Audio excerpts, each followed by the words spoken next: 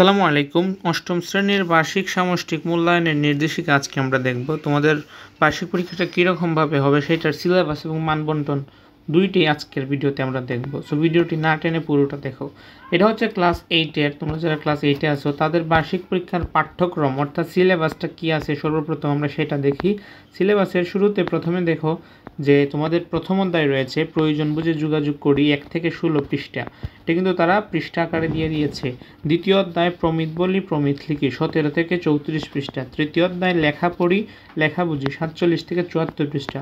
চতুর্থ অধ্যায় সপ্তম শব্দ বুঝি বাক্য লিখি 75 থেকে 100 পৃষ্ঠা। পঞ্চম অধ্যায় বিবরণ লিখি বিশ্লেষণ করি 103 থেকে 107 পৃষ্ঠা। ষষ্ঠ অধ্যায় সাহিত্য পড়ি সাহিত্য লিখি 110 থেকে 120 পৃষ্ঠা। 125 থেকে 128 পৃষ্ঠা। 139 থেকে 157 পৃষ্ঠা।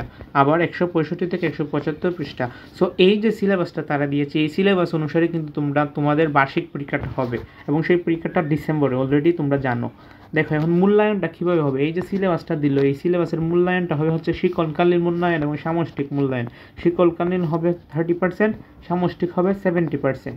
প্রশ্নের ধারা ও মানবন্টন, এখন আমরা প্রশ্নের ধারা ও মানবন্টন দেখব। প্রথম হচ্ছে সামষ্টিক মূল্যায়নটা আমরা দেখি 70%। এখানে কিন্তু সামষ্টিক মূল্যায়নটা হবে তোমাদের 100 মার্কে। 100 মার্কের পরীক্ষাটাই 70%-এ কনভার্ট করা হবে। কনভার্ট করার পর 70% নেওয়া হবে লিখিত থেকে, তারপর শিক্ষণকালীন থেকে নেওয়া হবে 30%।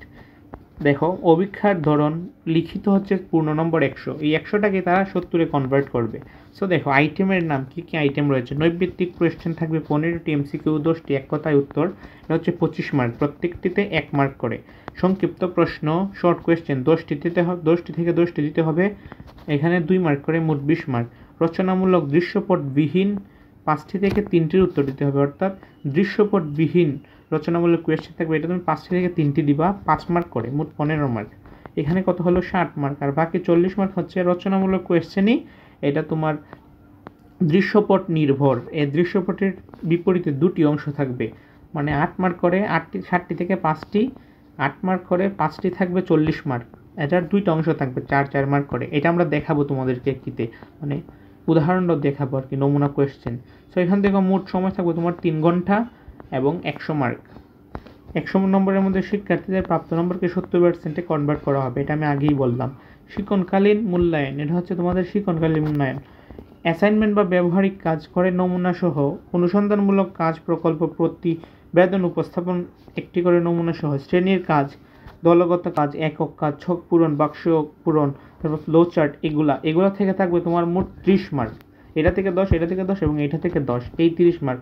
ওই মানে সামষ্টিকের 70 আর এখানে 30, দুইটা মিলিয়ে তোমাদেরকে রেজাল্ট প্রকাশ করা হবে 100 মার্ক। সো দেখো এখানে আমি তোমাদের নমুনা কোয়েশ্চেন হিসেবে দেখিয়ে দিচ্ছি। এখানে দেখো মোট তোমাদের 15টি কোয়েশ্চেন রয়েছে, 15টি কোয়েশ্চেন। তারপর এখান থেকে সংক্ষিপ্ত কোয়েশ্চেন রয়েছে আবার 10টি, 16 থেকে 125, এটা জাস্ট শুধু 25 মানে 10টি। এটা তোমাদের জাস্ট উদাহরণস্বরূপ আমি দেখিয়ে দিচ্ছি। রচনামূলক কোয়েশ্চেন হচ্ছে 75 মার্ক, সংক্ষিপ্ত প্রশ্ন উত্তর দেখো এখানে 2 মার্ক করে। তারপর হচ্ছে দৃশ্যপটবিহীন যেটা মানে 5 মার্ক করে, এগুলা মোট হচ্ছে তোমার আগেই দেখলাম আমরা। তারপর হচ্ছে দৃশ্যপট নির্ভর, এগুলো হচ্ছে দৃশ্যপট নির্ভর,